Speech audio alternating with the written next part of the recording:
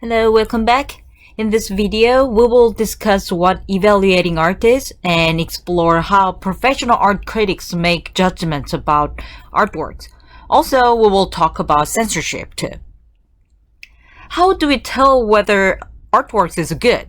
Like, oh, this work is pretty or beautiful, or oh, the artist has like great skills to make this. We make this kind of statement when we see the work of art.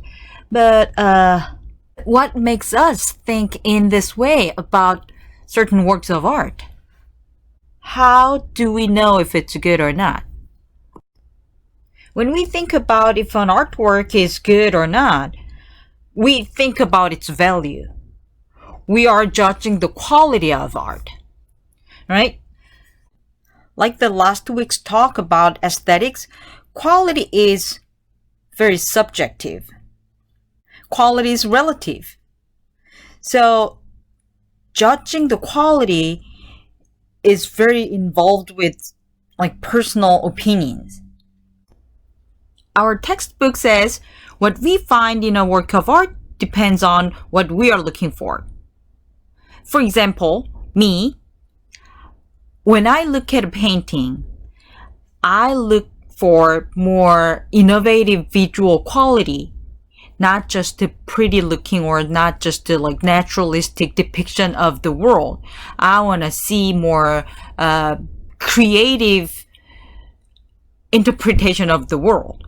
So let's look at two paintings and talk about how people look for certain value or certain quality in the paintings.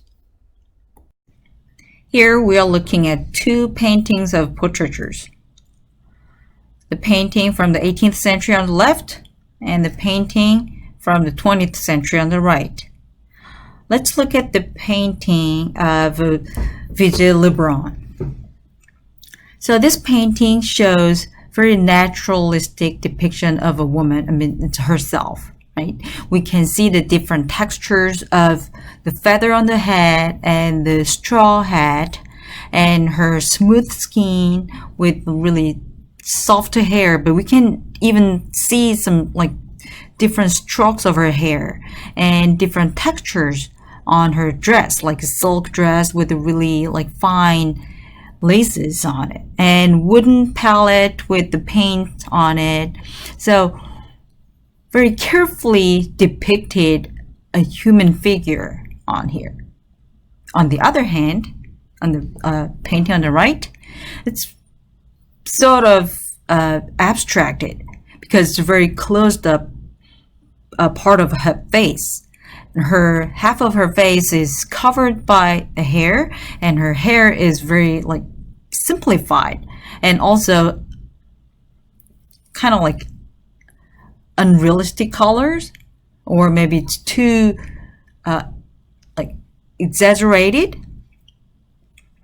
And also just one eye is just staring at the viewer, and also the contrast between her skin and the hair kind of sparks your eyes.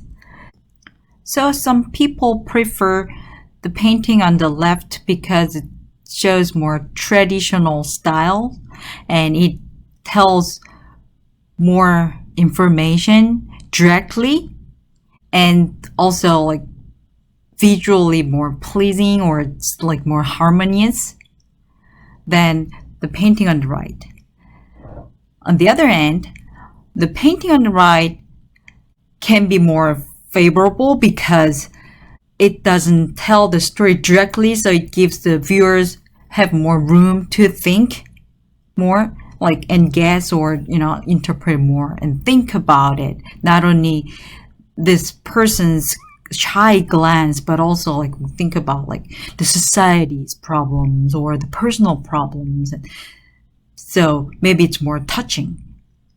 Or some people think the 18th century painting is too traditional. So we don't need that because we have cameras. We have cameras, so we can take pictures of a person more realistically than that, right? So we don't see the beauty of that realistic or naturalistic depiction anymore. So we prefer more abstracted or some kind of different view to us. So maybe the painting on the right is better painting, right?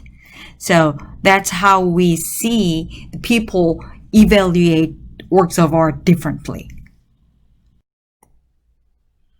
How a work of art is evaluated varied from person to person, from time to time, and from place to place. For example, you know Van Gogh, right? So when he was alive, people thought his paintings were kind of garbage, like they didn't value his paintings as like good paintings.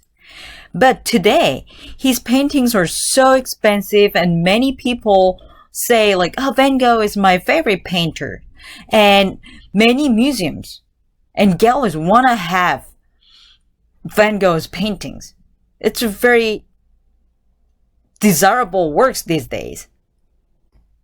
It explains how evaluating artworks change over time and across culture.